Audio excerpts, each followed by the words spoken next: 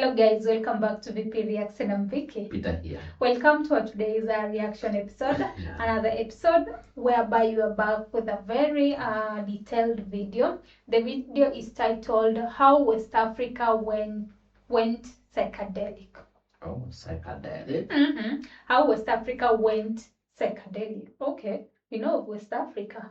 Yeah. So let's dive into it. This was shared to us by Dan. So thank you so much, Dan, for this. Thank you for another amazing episode. So let's see what's all about. Exactly. Stay together with us to the end. Don't forget to subscribe here to be always enjoying this. Bring also your favorites away of keeping the channel going. Bring your favorite on board using our Buy Me Coffee link and join Patreon. Both two links are on our YouTube channel description. So let's go. It was just one of those things you stumble on. In a long-forgotten documentary on African music, a band is playing.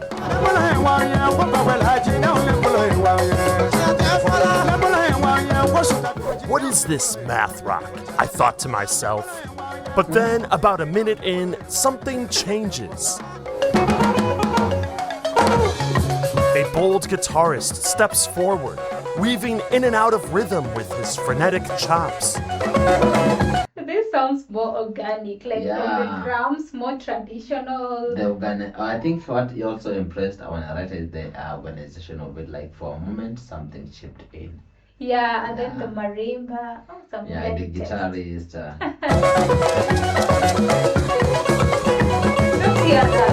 But as soon as he lures you in, he changes patterns, shifting to the offbeat.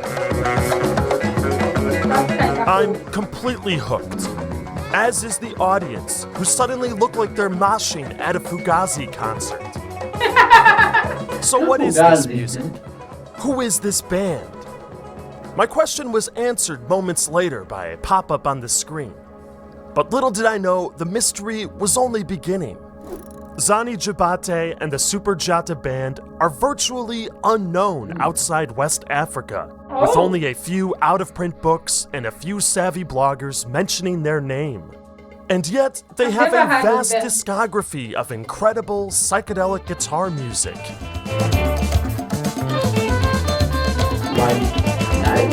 Their story is part of a... feel like they're from 1985. Yeah. Oh my god, it's worth jumping into them. Yeah. larger movement in history, when West African countries were gaining independence and newly formed governments were sponsoring bands. Free from colonial oversight and stocked with government-provided gear, these bands recorded some truly out-of-the-box stuff.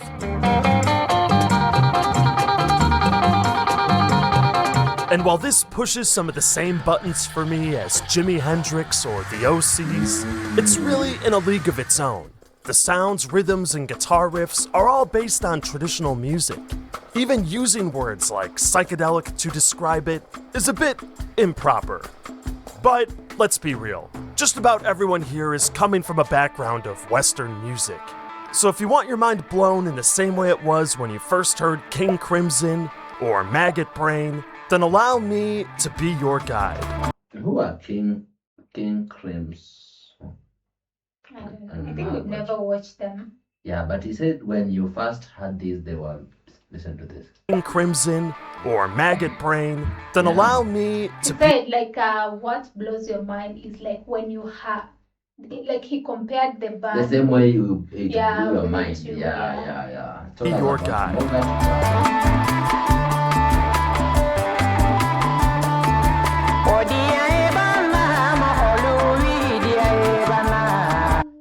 How can I generate this account and pass? Oh, for me, I really love the touch of the instruments. The beats, huh? Yeah. While most of the bands I'm going to share are from the country of Mali, the story actually begins in Guinea. Oh. In 1958, France asked each of their African colonies to hold a referendum, deciding by popular vote if they wished to remain a French territory. Overwhelmingly, the colonies voted yes, except for one outlier. In the colony of Guinea, the people rejected the proposition by an almost 20-to-1 vote. They were riding a wave of independence fever that was led by this man, Sekou Touré, then mayor of Guinea's largest city, and soon to be their first president. Touré was fiercely idealistic. He decried the replacement of Guinea's traditional culture in terms of language, education, art, and music. How many young men and young girls have lost the taste for our traditional dances and popular songs? He asked in a 1959 speech. Instead, they've become fans of such flashy Western genres as the tango or the waltz. Scandalous indeed. At the time of independence, there wasn't a single group in the capital city which played Guinean music or sang in Guinean languages. And this presented a problem for Touré. You see, when France left once and for all, they brought all their equipment, infrastructure, and expertise with them. Touré knew that economic downturn was inevitable, but music would be his secret weapon. Music would keep the nation unified and inspired. One of his first orders was to disband all existing music groups in the country and ban all foreign music from the radio. In its place, he created a network of government-sponsored orchestras, one for each of the 35 regions of Guinea, plus a national group in the capital, where the best musicians would be invited to join.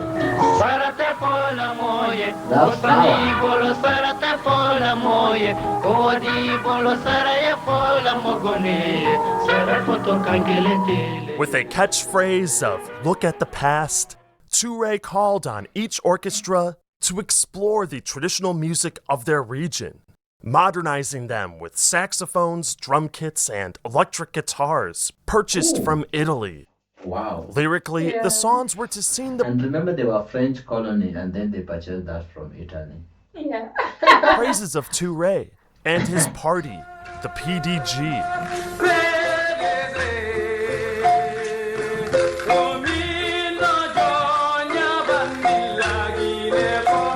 For the musicians of Guinea, it was a double-edged sword.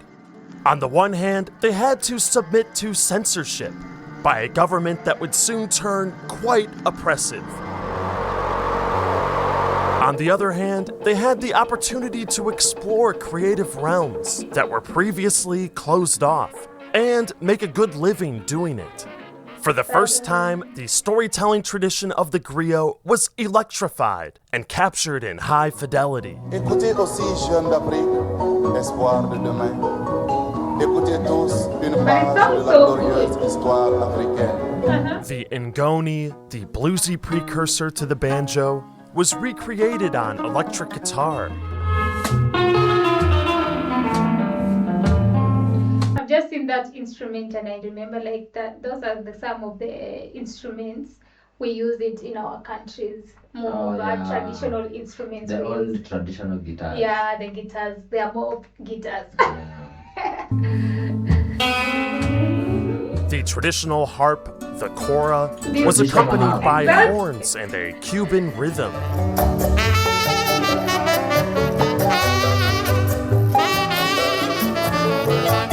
Now, if there's one word that caught your attention, it was probably Cuban.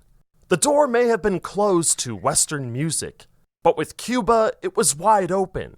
So much so that the famous Guinean band, Bembea Jazz, were even sent there to study music.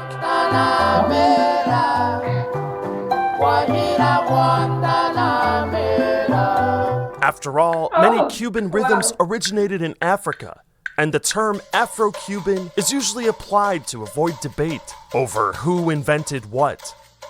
Even before Guinea's revolution, you had Ghanaian Highlife and Congolese rumba popularizing this Afro-Cuban blend. But look, I know what you're here for. I promised you some wild, fuzzy, psychedelic goodness. So for the next leg of this journey, we're gonna shift to Guinea's neighbor to the north. But first, if you're a fan of this channel, there's a decent chance you're a musician yourself. Well, friend of the channel and sponsor of this video, Worldmusic Method, has created the single best learning platform for niche world music genres, including some of the African guitar methods you're seeing in this video. Courses are taught by real experts like the legendary Westafrica. I sat in on one of these lessons and can confirm it's the real deal. Check out the link in the description to explore the current available courses. Okay. Alright, and back to the story. When Mali became independent in 1960, they followed in Guinea's footsteps by establishing government-funded bands. One such group, sponsored by the National Railway Company, was aptly named Rail Band. They too wrote praise songs for the new government. However, they were given considerably more freedom to explore non-traditional influences as well.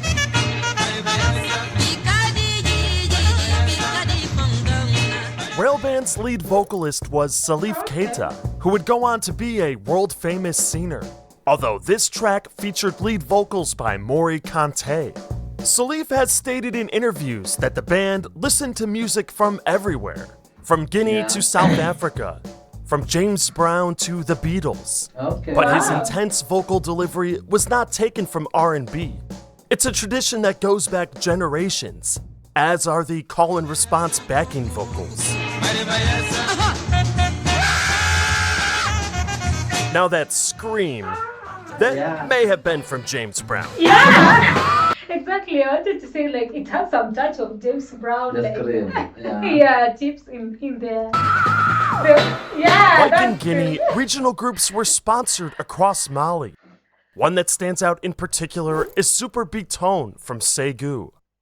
They started as a jazz orchestra before independence, but now we're heeding the call to incorporate traditional influences.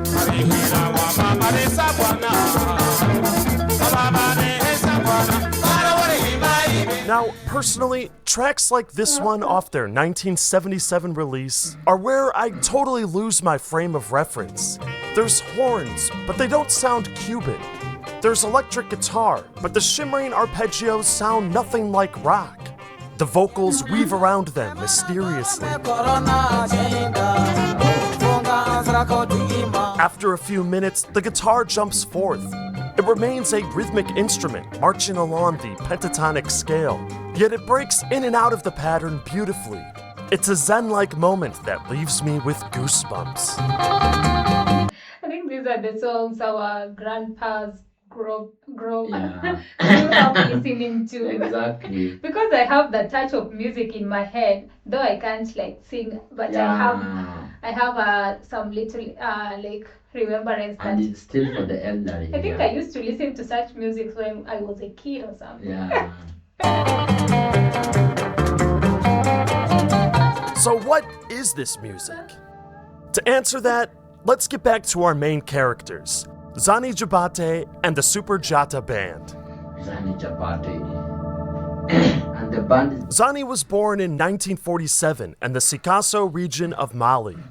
Biographical details are sparse, but we do know that, by the age of 16, he had relocated to the capital, Bamako, where he joined Mali's National Ballet, the independence-era dance group that was created to celebrate regional music and act as cultural ambassadors to other countries.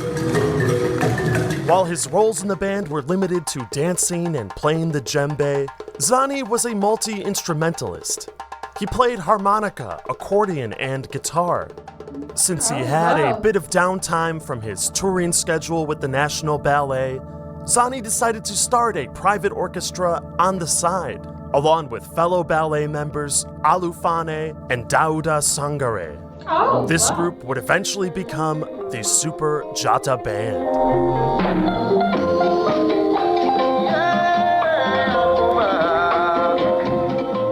Their first recordings came in 1974. They almost sounds like the Sucrose band. Yeah. Been doing.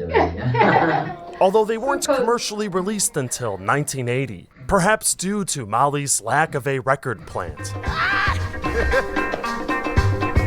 Immediately, you hear a deeply hypnotic groove, with Zani's guitar intermittently bouncing in and out of step.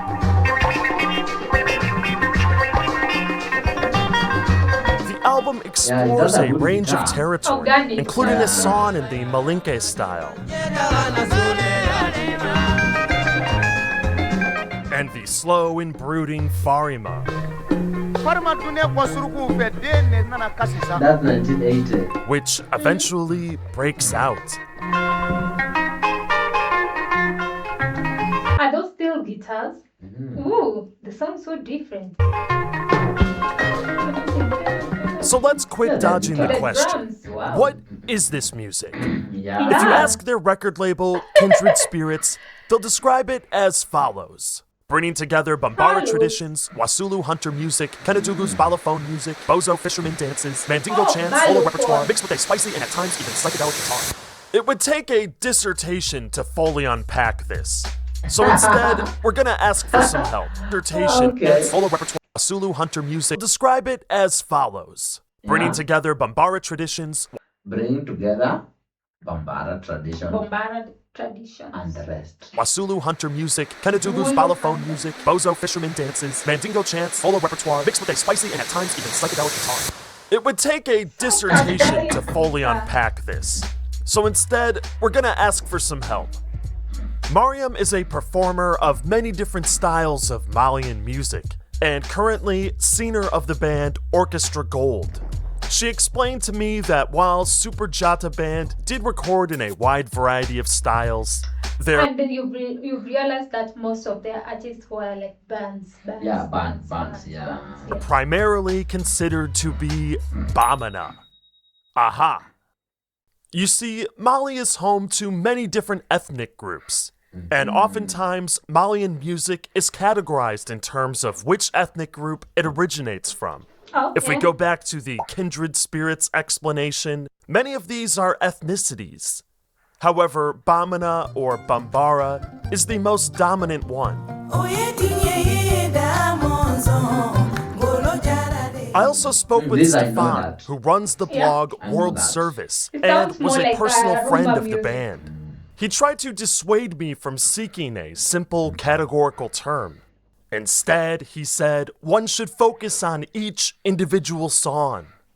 For example, oftentimes Zani is using his guitar to recreate traditional instruments, such as the bass-like Donso Ngoni.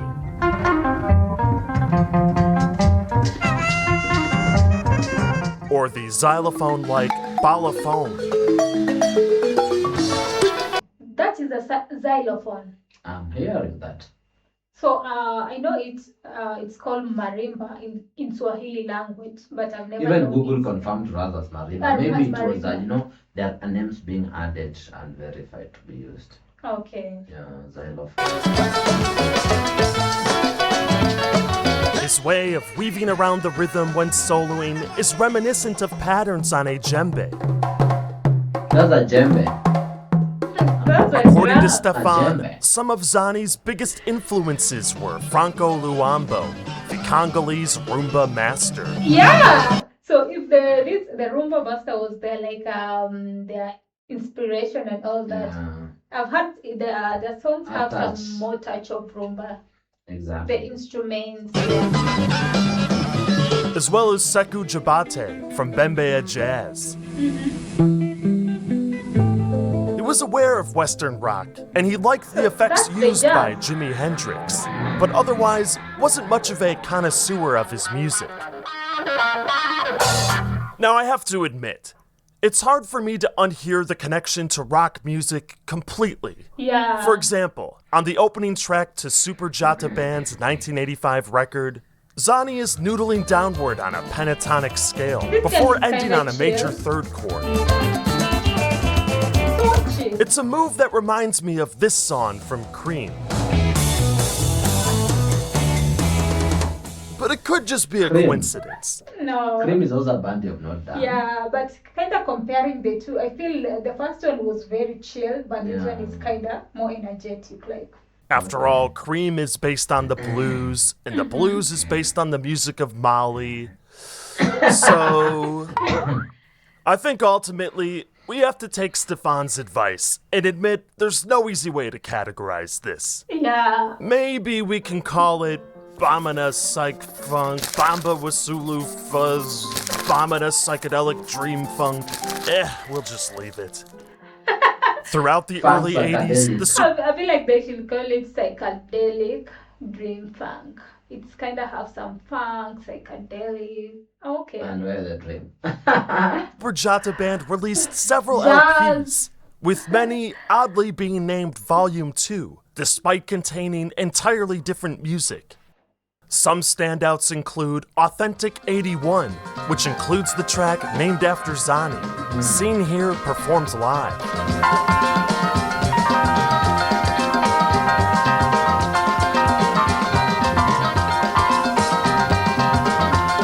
Or this track off in super form. I find myself getting lost in that repeating guitar motif and not even realizing it's been 11 minutes. In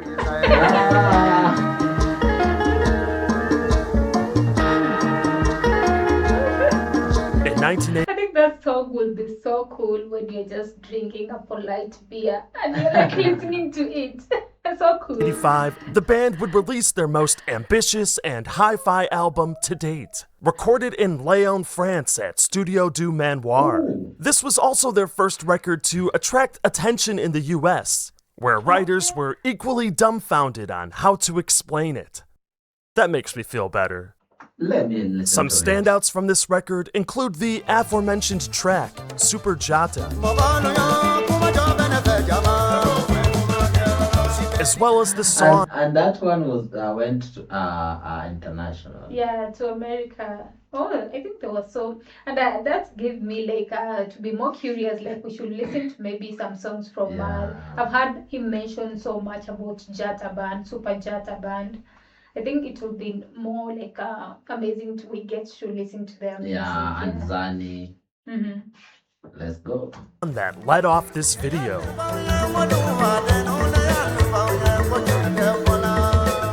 But I have to admit that, overall, it doesn't grab me in the same way as their earlier recordings, or their wild live videos. In crisp digital quality, the guitar feels weaker, the space emptier, and suddenly, the moments where the vocals get a little off-key become more obvious. On the other hand, take one of their live videos playing on the streets of Bamako. Bamako.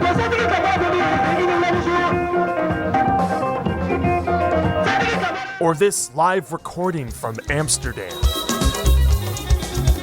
Amsterdam? In Netherlands or where? Yeah. There's just so much energy. It's chilling.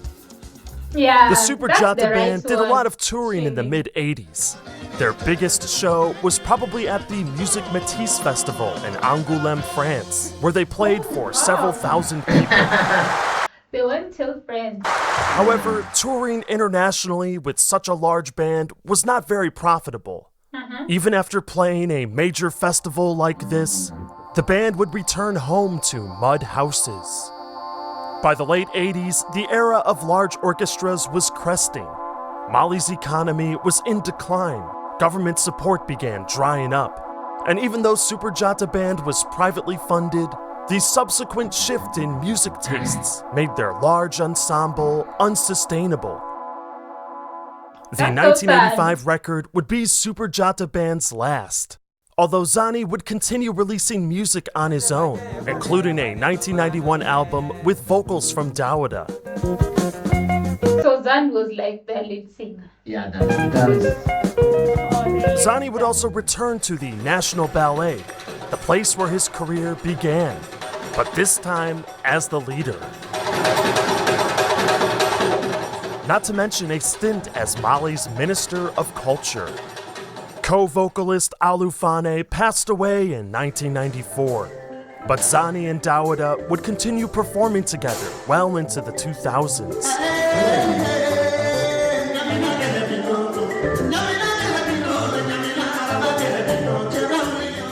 Sadly, Dawada Sangare would pass away shortly after in January 2008. And 3 years later, while recording in Paris, Zani himself would pass away, after suffering a fatal stroke. What? He was 63 years old. When recording. When recording? That's so sad. Mm. Oh my God. The record he was working on was released posthumously.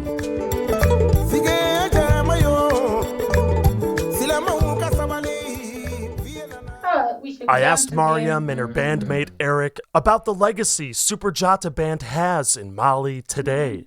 While they remain popular, their particular blend of, Bamana Psych Funk is a bit of a relic.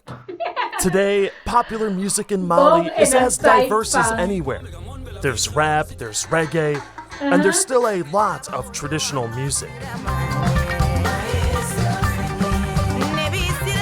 Now based in... I would say it paved way for the band paved way for so many other now sub-genres of music and other artists to chip in. In the US, Mariam and Eric's band, Orchestra Gold, takes a lot of influence from Superjata Band and the orchestra music of the 70s.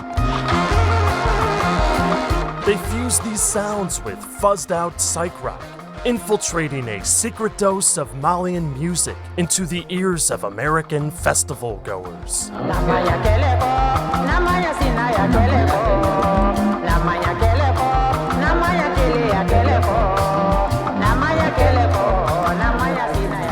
And this is all not to mention the long tradition of brilliant guitar music that Mali continues to export, whether it's Tenariwen, Via Farkatore, or Sonhoi Blues, which, oh hey, what do you know, we have videos on as well.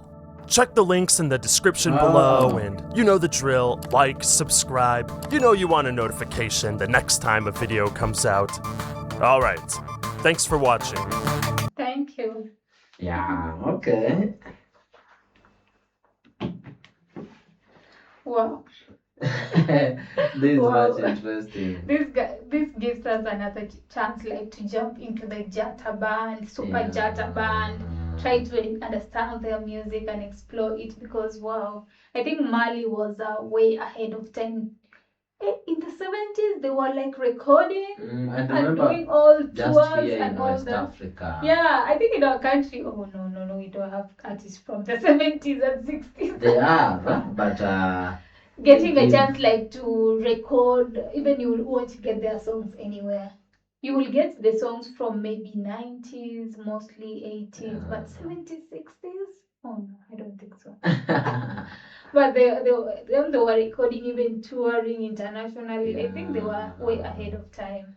Wow, this is amazing. They're just here in West Africa. Yeah. Decided, but we have never get to jump or maybe get much like to explore knowledge. their music. Yeah, to explore their music. They're even giving us a challenge, a very big challenge. This is interesting. Thank you, Dan, for this. And they have made it expand it more, because whatever or whatever they were mentioning is new to us. Yeah, and then when you listen to their guitars and compare it with the rock guitars, the blues, they are very different. Yeah. Like even our explorerist was like, how can we even categorize their music? Because if you listen to their guitars, even listen to those of Jimi Hendrix, and even listen to James Brown, the one they were comparing them with, you are like, okay, they sound like kind of different. The Beatles, you're like, oh no. Yeah, these are again with a different vibe. They are more even, you feel like they're organic, they're chilling, they're cool. Cool, and they blend with the drums. Most of the traditional, more traditional djembes. The drums, the traditional drums. They produce a different sound comparing it to the other drums. Yeah. I think maybe they have them one made. But they sound good. They sound much good. So it's more and more to be coming from Africa now. Yeah, I think we are ready to explore them. Yeah. And maybe if you're new here too, you're new to this kind of music, you've never heard of them as well, stay tuned with us. So exactly. More will be coming. Yeah. Subscribe. That's the reason. And that's how you stay tuned, is by subscribing. And also bring your favorite, maybe a band you have not mentioned. And you like us to be shared, just like Dan, check us using our support links on our YouTube channel description. Otherwise, thank you so much for your time. We'll be waiting for your thoughts as well. We hope to see you soon. We Stay out. tuned. Bye bye.